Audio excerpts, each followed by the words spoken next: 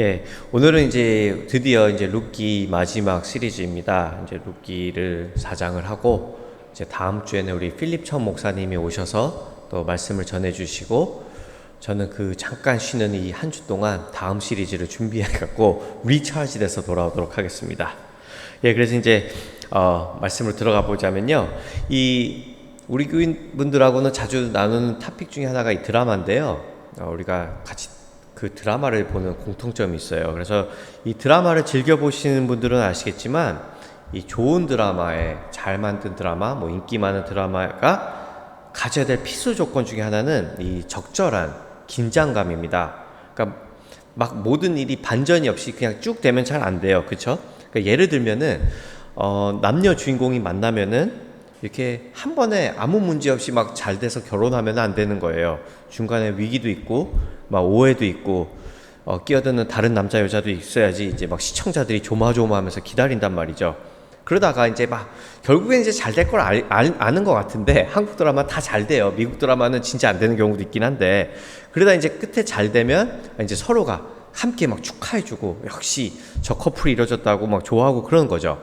그러니까 아마 그런 시각으로 봤을 때요, 이 룻기를, 그러니까 저희들 말고 저희는 룻기의 엔딩을 다 안다 치고 룻기를 처음 읽은 그 1차 독자들은 이 룻기를 보면서 굉장히 심장이 조마조마하지 않았을까 싶습니다. 이제 그 이유는요, 바로 이제 지난주에 본문으로 돌아가 보자면 한번 눌러주세요.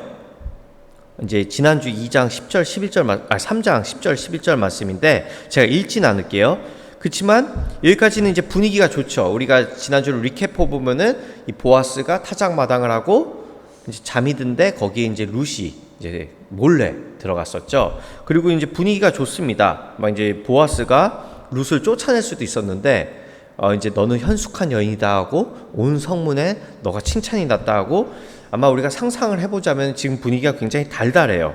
그리고 아마 룻기를 처음 읽는 독자들도 아마 좋아했을 것 같아요. 둘이 이렇게 이루어지는구나 이렇게 하고. 그런데 이때 보아스가 이런 말을 합니다. 또 한번 눌러주시면, 참으로 나는 기업을 물을 자이나 기업 물을 자로서 나보다 더 가까운 사람이 있으니, 그러니까 자기보다 더 가까운 사람이 있다는 것이에요.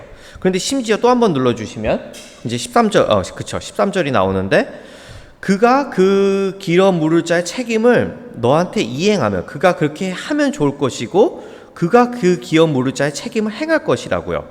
그러니까 나보다 더 가까운 사람이 있고 그 사람이 나 대신 그 일들을 감행해주면 좋을 것 같다는 거죠. 이게 여기서 약간 반전 아닌가요?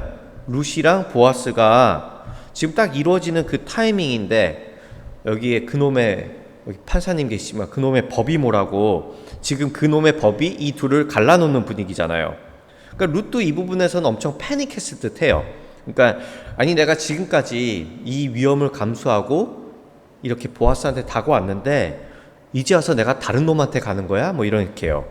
물론 보아스는 이제 룻을 이제 안심시키고 싶었던 것 같습니다. 그래서 이렇게 얘기해야죠. 또 한번 눌러주시면, 이제 그가 이행하지 않으면 내가 무조건 할 것이라고요.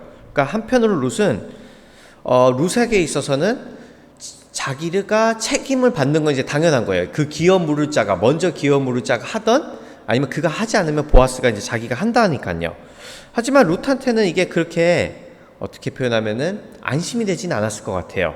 왜냐면은 룻이 원했던 거는 단순히 율법적으로 자기의 기업을 물을 자가 아니라 정말 자기가 사랑하는 사람, 그 보아스 자체를 원했기 때문이죠.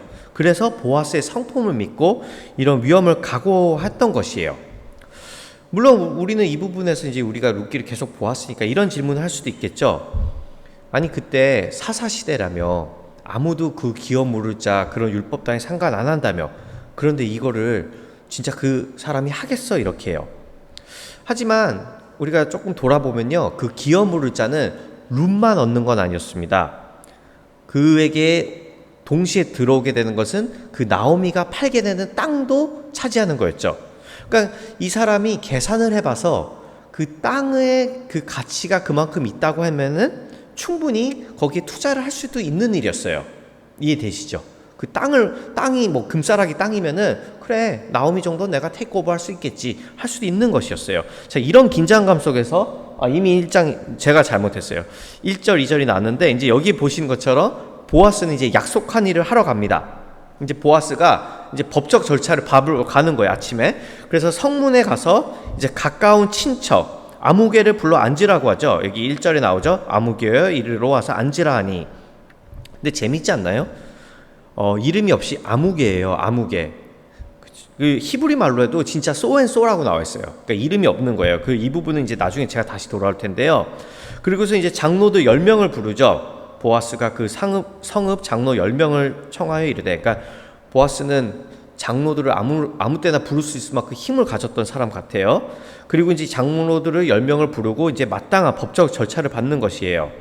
그러니까 한편으로 보면은 이제 보아스가 그 다음날 아침부터 굉장히 열심히 주도적으로 이 일을 이끄는 것 같지만, 그리고 실제로 보아스가 지금 굉장히 적극적인 사람 같아요. 아침에 눈 뜨자마자 저렇게 일을 하는 거 보면.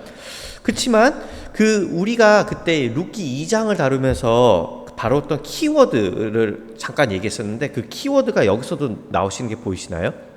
키워드가 있어요. 이렇게 하나 1절에 보면은 그 단어가 여기 나오는 마침이죠. 기억하세요?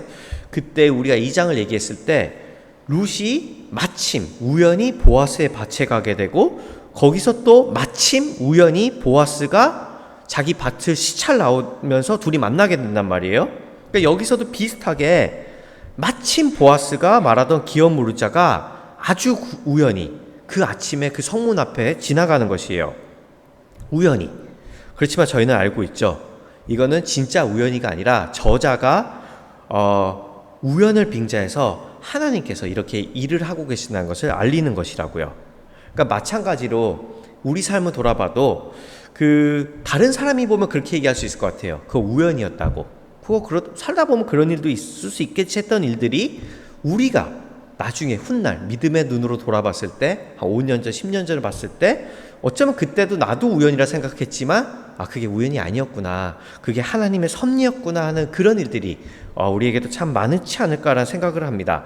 저도 그래서 이 설교를 준비하면서 저에게 있었던 그 우연들을 한번 생각해 봤어요. 한 예로요, 제가 이제 94년도에 11살 때, 그러니까 지금 우리 제이콥 나이 때 이제 미국으로 이민을 왔는데요. 가족이 다 같이 왔어요. 그러니까 뭘 모르잖아요, 이민 사회를. 근데 그래서 이제 오고 한국에서 교회를 다녔으니까 저희도 교회를 다녔어야 됐어요. 근데 교회를 찾지 못했던 상황이고, 그런데 이제 그날 무슨 일인지 모르겠지만 제가 갑자기 노래방에 가고 싶은 거예요. 11살인데. 근데 제가 노래를 잘하지 않잖아요, 그렇죠? 근데 노래방에 그날 가고 싶으니까 그날 마침 저희 부모님한테 굉장히 쫄랐어요. 노래방을 가자고. 나 노래방을 오늘 가야겠다고, 11살이. 그래서 그때 이제 저희가 엘머스트 살 때였는데, 엘머스트에 있는 노래방에 이제 콜택시를, 마침 어떤 특정 회사 콜택시를 타고 있는데 마침 그 기사분이 교회를 가자고 하시는 거예요. 그래서 마침 콜택시 기사분하고 잠깐의 5분 동안 있었던 대화에서 소개받은 교회를 가서 그 교회에서 제가 11년을 다녔어요. 11년을. 지금 하은교회, 예전에 하은교회를 다녔는데, 물론 그 교회에서 이제 제 유년기를 보낸 거죠. 11살 때부터 22살까지. 그리고 막 그 교회에서 방황하다가 마침 또 그 교회에서 마침 어떤 수요일 날, 제가 그때가 이제 21살 때, 아직도 기억하는 게 2004년 8월 여름밤에 제가 갑자기 수요예배가 가고 싶은 거예요. 왜 그랬는지 모르겠어요. 그래서 그날 수요예배를 갔고, 그날 무언가가 임해서 그날 엄청 제가 울면서 대성통곡하다가 거기서 제가 그리스도를 인격적으로 만났습니다. 그날부터 완전히 삶이 변했어요. 그리고 그날이 없었으면은 제가 이 자리에 있지 않을 거라는 생각이 듭니다. 그러니까 남들이 보면 그렇게 생각할 수도 있겠죠. 콜택시는 한두 번 타냐? 기사들은 한두 명이냐 할 수도 있지만, 제 개인적인 고백에는 그게 섭리이고 인도하심이었다고 저는 믿습니다. 그리고 그때가 제 인생의 최초이자 마지막으로 제가 먼저 노래방을 가자고 했던 것 같아요.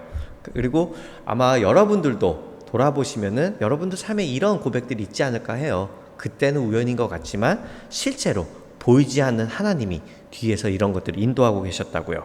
다시 이제 룻기로 돌아와서 또 한번 눌러주시면, 이제 보아스는 여기 3, 4절에 나온 것처럼 아주 구체적으로 법을 잘 알았던 것 같아요. 법적인 절차를 이제 장로들하고 아무에게 설명을 하죠. 나오미가 엘리엘렉의 땅을 파려고 하는데 너가 더 가까운 사람이다. 그러니까 그것을 사라고 내가 지금 너에게 알려주는 것이라고요. 그러니까 보아스가 어떤 꼼수를 부리지 않고요, 있는 그대로 지금 그 모든 절차를 이 아무개에 알려주는 거죠. 자, 그런데 제가 만약에 여기서 이 아무개였다면은 여러분들은 어떠셨을 것 같아요? 여러분들이 아무개예요. 그리고 보아스가 잡고선 이 절차를 얘기해줘요. 땅에 대한 얘기. 그 어떤 생각이 들었을까요? 저같이 요 현대인들은 아마 계산에 들어가지 않았을까 싶습니다. 저 땅이 얼마지? 저 땅이 지금 요즘에 오르는 값인가? 나오미가 지금 몇 살이더라? 나오미가 아기를 못 낳지 않을까? 나랑 결혼해도? 그러니까 그러면 나오미가 애를 낳지 않으면 저 땅은 내가 다 꿀꺽하고 우리 가문의 재산이 늘어나는 건가? 이런 식으로요. 충분히 가능할 수 있는 일이죠. 그리고 그가 진짜 이렇게 어느 정도 계산을 했다는 증거가 있다 나오는데요. 그리고 그렇지만 이제 보아스가 한 발 더 앞서 나갔던 것 같아요. 보아스는 아마 이 아무개가 이런 계산에 들어갈 걸 알았던 것 같아요. 그래서 보아스는 아무개에게 이런 새로운 정보를 줍니다. 또 한번 눌러주시면 이제 5절에 나오는 내용인데 한번 보시면서 제 얘기를 들으시면 될 것 같아요. 그러니까 너가 땅을 무르고 싶으면 사도 되는데 그때 너는 우리가 그때 지난주에 그 형사 취수제를 얘기했었죠. 곧 너가 땅만 사는 게 아니라 룻도 같이 테이크오버해야 되고 룻이 아이를 낳게 되면 그 땅은 너의 가문께 아니라 죽은 그 룻의 남편의 이름으로 이야기가 된다고요. 잠시만요. 네. 그러니까 잠깐만 다시 고백할게요. 그러니까 지금 보아스가 하는 얘기는 그거예요. 땅도 테이크오버 하지만 땅을 테이크오버 하려면은 너가 나오미가 며느리가 있는 걸 몰라서 그럴 수도 있는데 법적으로는 며느리까지도 같이 너가 아내로 맞이해야 되고 룻이 만약에 그래서 너랑 아이를 낳게 되면은 그거는 너의 아들이 아니라 룻의 죽은 남편의 이름으로 이어가야 된다고요. 그게 법이라는 거예요. 이해되시죠? 아무개가 어떻게 했을까요? 아무개가 어쩌면 자기 땅이 되지 못할 그 일을 했을까요? 이거는 자칫하면은 자기만 희생해서 남 좋은 일 시키는 거잖아요. 자기 이름도 아닌데. 그래서 그는 이렇게 해요. 이제 박시람이 안 계셔서 제가 이제 읽을 텐데요. 6절에 이렇게 얘기합니다. 그 기업 물을 자가 이르되 나는 내 기업에 손해가 있을까 하여 나를 위하여 무르지 못하노니 내가 물을 것을 네가 물으라. 나는 무르지 못하겠노라 하는지라. 그러니까 그는 당연히 이 일을 하지 않습니다. 그래도 저는 나름 아무개가 쿨했던 것 같아요. 막 착한 척하고 핑계대는 게 아니라 있는 그대로 이제 이야기하고 있죠. 내 기업에 손해가 있을 것 같아서 내가 나의 이득을 위해서 이 일을 못하겠다라고요. 그죠? 그러니까 어쩌면 이 부분에서는 우리는 우리가 갖고 있는 우리만의 그 딜레마를 볼 수 있지 않을까 합니다. 그러니까 저희도 하나님이 저희들한테 주신 계명들이 있잖아요. 서로 사랑해야 되고 서로 용서해야 되고 서로 가난한 자를 돌봐야 되고 막 자기를 내어줘야 하고. 그런데 이런 일을 할 때도 우리는 때론 이 계산을 하는 것 같아요. 그러니까 이 계명을 따랐을 때 나에게 이득이 되는가? 응? 내가 잃어버리는 건 얼마일까? 내가 이 계명을 지키는 것을 좋아할까? 내가 그래서 이것을 해주고 싶은 사람이 있고 내가 하고 싶지 않은 사람이 있고 뭐 할 타임이 있고 하지 말아야 될 타임이 있고. 그러니까 내가 하나님의 계명을 지켜야 되는 건 알겠는데 그것을 어떤 걸 지키고 어떤 걸 안 지키고 언제 안 지키는 것은 내 기준에 따르는 것이죠. 그러니까 지금 이 아무개가 하는 것이 그거예요. 그러니까 그는 우선 율법을 따르려고 했어요. 그 기업 물을 자의 율법을. 그런데 결국에는 그게 자기 이름에 이득이 된다고 계산을 해보니까 계산이 안 맞으니까 그는 그걸 하지 않는 것이에요. 그러니까 그렇지만 이제 아이러닉한 것은요. 이 사람이 지금 자기 이름을 지키려고 일을 하지 않는 거잖아요. 근데 아까 언급한 것처럼 이 사람은 끝까지 성경의 아무개로 남습니다. 그러니까 그 트위스트가 보이시죠? 그러니까 룻의 저자가 일부러 그렇게 한 거예요. 자기 이름을 지키려고 한 자는 결국에는 아무개로 남는다고요. 그러니까 이건 우리에게도 어떤 메시지로 다가올 수도 있겠죠. 우리가 살아가면서 우리가 우리 이름을 위해서 이 땅에서 그렇게 생명이 되지 않는 것에 목숨을 걸 때는 결국에 우리한테도 남는 것은 없을 거라고요. 자, 이제 다시 보아스로 돌아와서 한 번 더 눌러주시면 7절부터요. 자, 이제 보아스가 이제 이렇게 얘기하죠. 보아스는 이제 아무개랑 좀 달라요. 그래서 이제 모든 법적 절차를 거쳐서 일을 감당합니다. 자기가 이 땅을 살 거고, 이제 룻도 자기가 책임질 것이고, 이제 10절에 나온 것처럼 이 땅은 자기의 이름이 아니라 죽은 그 남편 그 룻의 이름으로 이제 기업을 세워갈 것이라고요. 그러니까 보아스는 지금 자기를 완전히 희생하고 내어주는 거죠. 그러니까 이것이 보아스와 그 아무개의 차이예요. 그 보아스는 이 율법 자체도 이 우리가 룻기에서 계속해서 나온 그 헤세드의 사랑을 계속해서, 그러니까 이렇게 정리하면 될 것 같아요. 아무개는요, 율법을 지키지 말지를 계산했고, 보아스는 율법을 지키는 것을 뛰어넘어서 율법을 사랑했던 사람 같아요.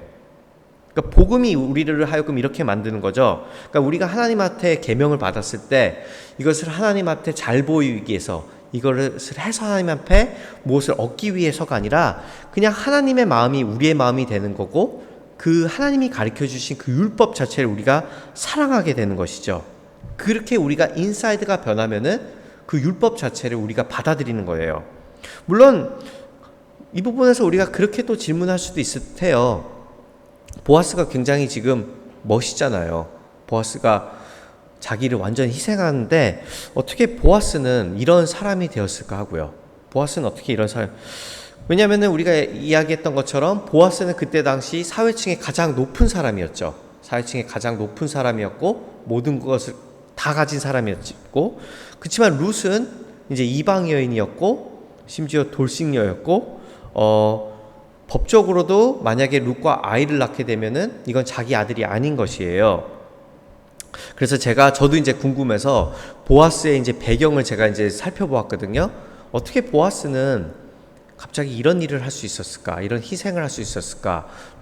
룻한테 그만큼 사랑에 빠진 것일까? 오직 로맨스 같은 사랑만으로 이 일을 할 수 있었을까? 그래서 궁금해서 이제 저도 여러 군데를 찾아봤는데, 거기서 이제 그 힌트를 이제 제가 찾은 게 뭐냐면은, 또 한번 눌러주시면요, 우리는 보아스의 배경을 이 마태복음에서 볼 수 있지 않을까 합니다. 이제 이게 마태복음 1장에 쭉 나온 족보인데요. 혹시 여기에 그 보아스의 어머니가 누구이신지 보이시나요? 보아스의 어머니? 그녀는 바로 라합이었습니다. 우리가 교회 다니시면서 한 번쯤은 들어보셨을 만한 이름 라합인데요. 그 이방인 기색 라합이에요. 그러니까 조금 설명을 드리자면요, 그 여호수아가 이 가나안 정복을 했을 때 이제 여리고성을 점령을 하러 갔어요. 그리고 여리고를 이제 점령하기 위해서 두 정탐꾼을 보냈는데요. 그 두 정탐꾼이 걸려요. 그래서 이제 여리고 왕이 그 두 정탐꾼을 찾아내려고 사람을 풀다가 라합 집에 갔는데, 라합이 원래 같으면은 이 정탐꾼을 내보내야 되잖아요. 여기 있다고. 근데 라합이 그것을 숨겨줍니다. 그래서 이제 라합은 이제 훗날 믿음의 장인 히브리서 11장에도 나오고, 이 행동을 강조하는 야고보서 2장에도 언급이 돼요. 자, 그렇다면 우리가 조금 상상을 펼쳐본다면, 보아스가 오늘 마더스데이인데 딱이네요. 이 마더인 라합에게 무엇을 듣고 무엇을 배우고 자랐을까요? 라합한테서 어떤 얘기를 듣고 자랐을까요? 그런 얘기를 들었지 않았을까요? 엄마가 한때는 이방인이었고, 지금도 이방인이고, 한때는 엄마가 기생이었는데 하나님께서 나한테 믿음을 주셔서 나를 지켜주셨고 우리 집이 여기까지 그렇게 왔다고, 그렇게 보아스를 가르쳤을 거라고 저는 생각해요. 그러니까 보아스는 알았던 것이죠. 자신의 가문이 하나님 앞에 어떤 은혜를 받았고, 그렇다면 자기 역시 그 은혜를 어떻게 베풀고 살아갈지를요. 그러니까 이처럼 우리가 주님께 받은 그 헤세드의 은혜는요, 우리로 하여금 역시 그 사랑을 베풀게 합니다. 그러니까 계산이 앞서는 우리에게 계산하지 않을 수 있게 하는 힘은 우리가 먼저 받은 그 은혜인 것이죠. 그리고 우리가 이렇게 계산하지 않고 우리가 먼저 받은 그 사랑을 나누며 살아갈 때, 저기 이제 마태복음 나온 족보를 다시 보시면 흥미로운 게 보이시지 않나요? 아까 전에 제가 했던 얘기와 어떻게 매치가 안 되는 게 보이지 않으세요? 보아스는 자기 이름을 포기했어요. 그러니까 보아스가 아이를 낳아도 보아스의 이름을 빠져야 돼요. 룻의 죽은 남편의 이름으로 가문이 이어져야 되는데 보아스의 이름이 나오죠. 아이러니컬한 거예요. 보아스는 자기 이름을 희생했지만 하나님께서 보아스의 이름을 예수 그리스도의 족보에 올리시는 거죠. 그러니까 제가 이제 룻기를 정리하면서 그런 생각을 했어요. 룻하고 보아스는 이런 일이 있을 거라고 상상도 못했겠죠. 자신들에게 어쩌면 우연이라고 생각했던 이 모든 일들이, 즉 그들이 계산하지 않고 나오미를 위해서, 룻을 위해서, 서로를 위해서 내어준 이 사랑의 일의 연속들이 결국엔 하나님께서 그리스도를 통해서 이 세상을 구원하려는 그 원대한 계획 중에 하나였다는 것을 보아스와 룻은 절대 상상하지 못했을 것이에요. 그렇죠? 보아스가 상상을 했을까요? 룻에게 이삭을 주우라고 했을 때, 룻이 시어머니 나오미를 위해서 남겠다고 했을 때, 그들은 이 모든 것들이 결국에 하나님의 계획이었고 그리스도의 그 구원을 완성하는 계획 중에 하나일 것은 그들은 상상을 못했겠죠. 그리고 실제로 이 그리스도는 훗날 우리에게 더 나은 룻, 더 나은 보아스가 되어주셨습니다. 그러니까 그분은 룻이 그 시어머니를 떠나지 않고 그 시어머니 곁을 지켜주었던 것처럼 우리 곁에 계신 은혜가 되어주셨고요. 보아스가 자기의 이름을 포기하고 나오미와 룻을 책임진 것처럼 자신의 이름뿐만이 아니라 십자가에서 우리에게 모든 것을 내어주시며 우리에게 그 계산할 수 없는 은혜가 되어주셨죠. 그리고 그분은 이제 이 룻기 전체를 관통하는 이 헤세드의 사랑을 통해 오늘 여기 있는 우리에게도 동일하게 말씀하시는 게 아닐까 싶습니다. 내가 너희를 긍휼히 여긴 것처럼 너희도 서로를 긍휼히 여기고, 내가 너희를 사랑한 것처럼 너희도 서로를 보면서 계산하지 말고 사랑하라고요. 그리고 이 사랑은 생각해보면 세상은 할 수 없는 일이죠. 세상은 계산하고 이득 따지고 경쟁하고 이렇게 해야 되니까요. 우리가 아이들을 가리키면서 우리도 아이들을 키우는데 우리가 아이들한테 계속 양보하라고 하는 것도 참 어려운 것 같아요. 계속해서 경쟁해야 되는 사회이고 계속해서 이웃보다는 나에게는 적이 더 많은 세상이니까요. 세상은 이런 일을 할 수 없습니다. 그렇지만 우리는 할 수 있는 것이죠. 우리도 먼저 은혜를 받았기 때문에 우리도 누군가의 룻이 되어야 되고 우리도 누군가의 보아스가 되어야 합니다. 이렇게 우리가 사랑함은 주님께서 우리를 먼저 사랑하셨기 때문이죠. 그리고 그분의 은혜가 우리를 이렇게 서로 사랑하게 하실 것을 믿습니다. 우리 다 같이 한번 우리 찬양하면서 기도하는 시간 가져볼까요?